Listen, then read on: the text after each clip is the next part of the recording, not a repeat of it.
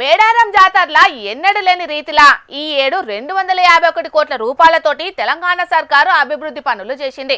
1000 ఏళ్లు నిలిచిపోయే తరీకలా జాతరల పనులు చేసినామని సీఎం రేవంత్ అన్నతో పాటు సర్కారు పెద్దలంతా మస్తు గొప్పలు చెప్పిండ్రు.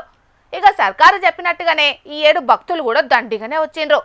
కానీ జాతరయాల సర్కారు చేసిన పనులు చేయంగా పాపం ఈ పిల్లగానికి ఎంత పరేషాన్ వచ్చి పడ్డదో చూడుండ్రలా. అయ్యో దేవా, ఈ పిల్లగాని గోస చూస్తుంటే మస్తు దుఃఖం అనిపిస్తున్నది కదా. మరి ఈ పరిస్థితికి కారణం ఏందంటే మేడారం జాతరలో చేసిన నాశరకం పనులేనట. అవునోల్లా, ఈ ఏడు జాతర పనులను 251 కోట్ల రూపాయలు ఖర్చు పెట్టి రంగరంగ వైభవంగా జాతరను జరిపించింది సర్కారు. దాంట్లో భాగంగా ఇదివరకున్న గద్దెలను మొత్తం మార్చేసి మొత్తం రాతితోటే గద్దెలను ఏర్పాటు చేసిండ్రు.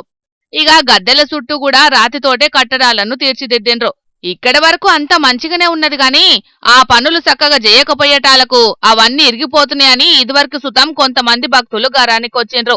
ఇక ఇప్పుడు మేడారం జాతర పూజారి సిద్ధబోయిన రానా రమేష్ మేడారంకొచ్చిన భక్తులకు దర్శనం చేయించే పనులుంటే మాపటీలి ఆయన కొడుకు యూవిన్ గద్దెల కాడుకొచ్చి నిమ్మలంగా కూసున్నాడట.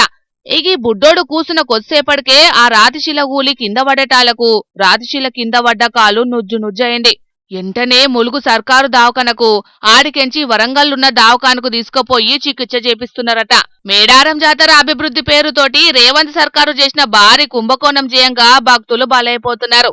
అభివృద్ధి పేరుతోటి నాసిరకం పనులు చేసిండ్రని కారు పార్టీ లీడర్లు గారానికొస్తున్నారు. ఇక సమ్మక్క సారలమ్మ గద్దెల చుట్టూ 100 కోట్ల రూపాయలతోటి కట్టిన రాతి కట్టడాలు ఒక ఏడాది కూడా తిరగకముందే కుప్పకూలుడు దారుణమని ఫైర్ అవుతున్నారు కొందరు భక్తులు.